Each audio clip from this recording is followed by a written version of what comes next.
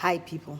So, I've been counseling a number of ladies over time, and I find out that those who have children who are single mothers or who are going through the throes of a divorce are having issues with sex with the ex. My first rule is no sex with the ex. I actually did a video once. It's in my YouTube channels talking about setting boundaries. But I think it's important for me to do another video to tell you there should be no sex with the ex.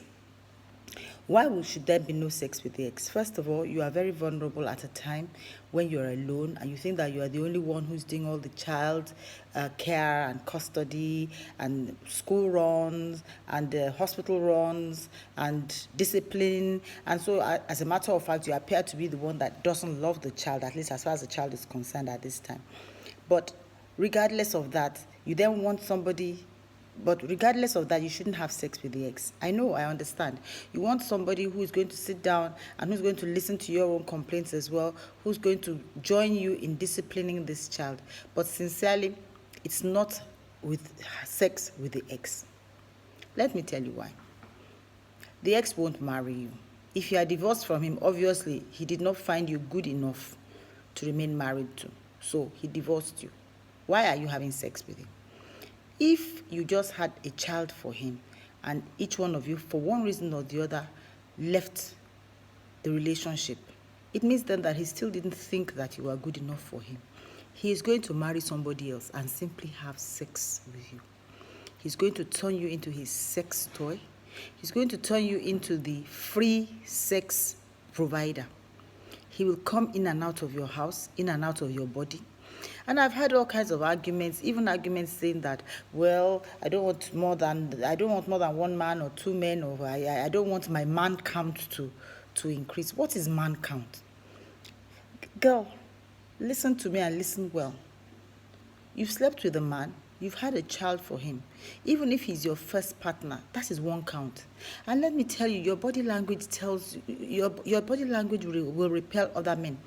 And by the time you realize that you need to move on with your life, this man would have used you as a sex object, and you would have had 5, 6, 7 men because you will show that you are desperate.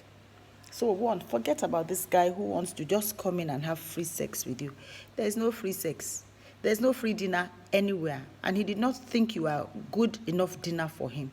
So why do you want to turn yourself into a hamburger when he has a steak at home? Please, no more sex with the ex. And then he will stop you from having a relationship with somebody else, because he will tell you that you and the child are a package. If he can't have you, he won't have the child. Let him go. Sincerely, I ask myself sometimes, supposing the man had died. Supposing before you had the child, the man had died, and so he didn't even have the opportunity to give you that kind of choice. And it is not a choice you need to take at this time, because you need to move forward with your life. And believe me, when you move forward with your life, he will respect you more. Of course, he'll only send you crumbs, so get a job. Stop complaining that he's not giving you money for the child because you are not sleeping with him. And so for that reason, you feel that you have to sleep with him. Are you selling yourself? Have you become a harlot? For God's sake, your body is not to be used by a man just because you want to give him money.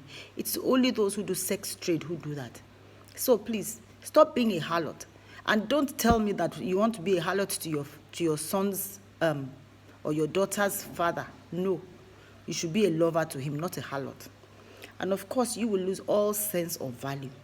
So you'll get stuck with him. You'll only think you are good enough because he tells you that in the moment of passion. If you are so good, he would marry you. So girls, get real, get tough, and get realistic. No more sex with the ex.